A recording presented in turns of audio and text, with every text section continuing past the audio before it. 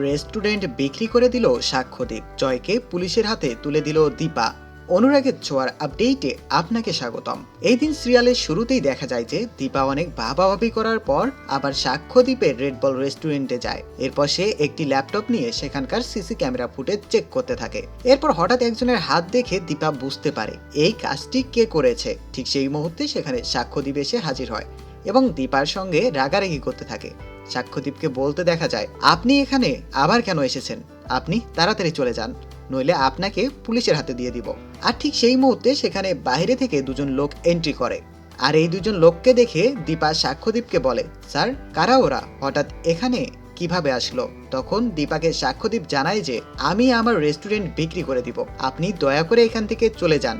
ওরা আমার রেস্টুরেন্ট কেনার জন্য এসেছে। আর এ কথা শুনে সেখানে সাইলেন্ট হয়ে যায় দীপা চক্রবর্তী। এরপর সেখান থেকে বেরিয়ে দীপা তার বাসায় ফিরে যায়। এরপর সে তার বাড়িতে জয়কে ডাকে। এরপর জয়কে একটি কষিয়ে থাপ্পড় মারে এবং বলে, তুই কেন এরকম করলি? তুই কেন রেস্টুরেন্টের খাবারে আছলা মিশালি? আমি তোকে দিয়ে ওর কাছে ক্ষমা চাইয়েছিলাম বলেই তুই এই কাজটি করছিস।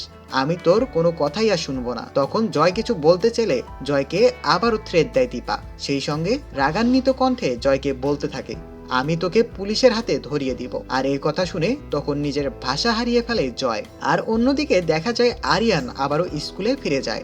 স্কুলে সে রূপাকে দেখে রূপার কাছে ছুটে যায় এবং বলতে থাকে, তোর ভয়েস অনেক সুন্দর, চল আমরা কোথাও ঘুরতে যাই। তখন উত্তরে রূপা বলে, এখন আমার সঙ্গে এইভাবে ফ্লার্ট করার সময় নয়, আপনি বরং পড়ালেখায় মনোযোগ দিন। আর তখন সেখানে সোনা চলে আসে। আর সোনাকে দেখে আরিয়ান বলতে থাকে, ও তুই আসছিস, চল আমরা কফি খেয়ে আসবো। তখন সোনা বলে, তুমি না ব্যস্ত, তবে আমার সাথে কিভাবে যাবে? তখন আরিয়ান বলে, আমি এতক্ষণ ব্যস্ত ছিলাম, তবে এখন একটু ফ্রি আছি, তো চল যাব। এরপর আরিয়ান এবং সোনা কফি খেতে ক্যাফে চলে যায়। এমন সকল ইন্টারেস্টিং সিরিয়ালের ভিডিও পেতে এখনই সাবস্ক্রাইব করুন আমাদের চ্যানেল সিরিয়াল আড্ডাকে। ধন্যবাদ।